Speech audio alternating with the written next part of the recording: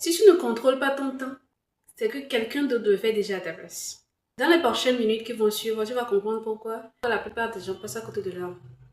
Imagine si tu te réveilles le matin, ton esprit est déjà chargé. Tu prends ton téléphone et en moins de 5 minutes, ton attention ne t'appartient plus. Tu regardes, tu consommes, tu te compares. Mais tu ne choisis pas. Et c'est ça le vrai problème.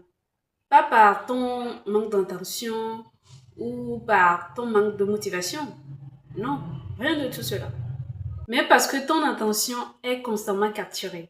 Parce qu'aujourd'hui, des milliers d'algorithmes, des milliers d'ingénieurs travaillent jour et nuit dans le seul but de capturer ton attention.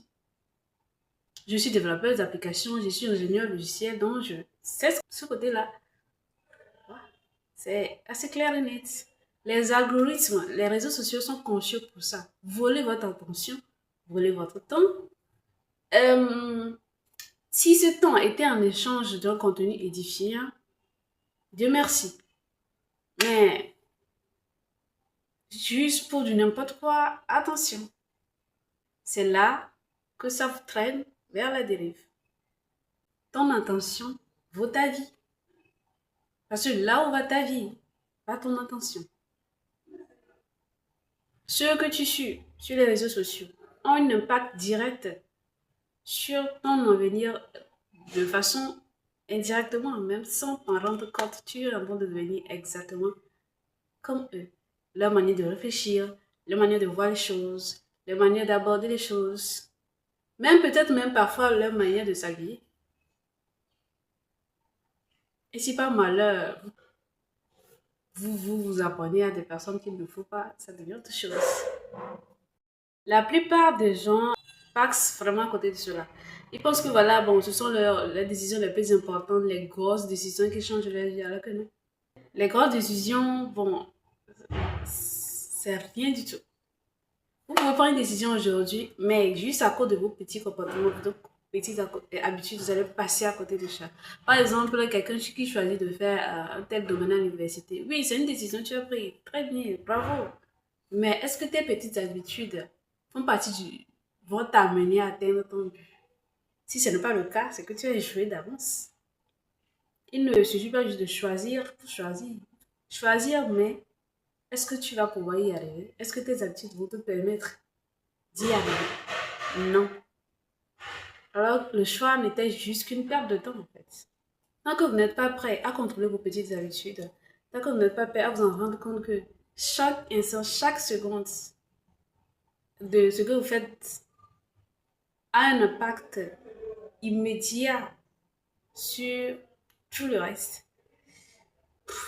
Même le livre, là, on parle Rien pour tout changer de Dan. J'ai oublié le nom de l'auteur. Un rien pour tout changer. Un rien peut tout changer. Je pense même que ce livre-là est disponible sur YouTube. Un rien peut tout changer. C'est tellement vrai. C'est tellement vrai. Les petites habitudes, les choix. Par exemple, prendre ton téléphone, aller sur TikTok ou ne pas aller sur TikTok. Faire ceci ou ne pas faire cela. Tellement ça a des répercussions sur notre vie, mais on ne s'en rend même pas compte. La plupart du temps. Parfois, tu es là, tu es en train de scroller pendant 4 heures jusqu'à ce que tu ne te rendes compte. Il est 2 heures du matin, il est 3 heures du matin. C'est exactement ce que moi aussi je faisais jusqu'à ce que je me rende compte que, mais attention, what? Avant que je ne sorte de cela, il a fallu que j'installe des applications qui contrôlent le temps que je passe sur les réseaux sociaux. Par exemple, l'application peut m'envoyer des notifications, par exemple. Voilà, vous venez de passer X temps sur tel réseau social. Il est temps de partir. Ou même, je installe les applications qui bloquent en même temps l'application une fois que la limite de temps que je veux passer journalièrement est dépassée. L'application se coupe directement. Faites ça juste à l'exemple là. Je pense qu'il y a des applications qui sont disponibles sur les trucs là. Vous pouvez les télécharger et voir combien de temps vous pensez sur les réseaux sociaux. Vous allez vous en rendre compte que what? Le jour où j'ai installé ça, je me suis dit, mais qu'est-ce que je fais?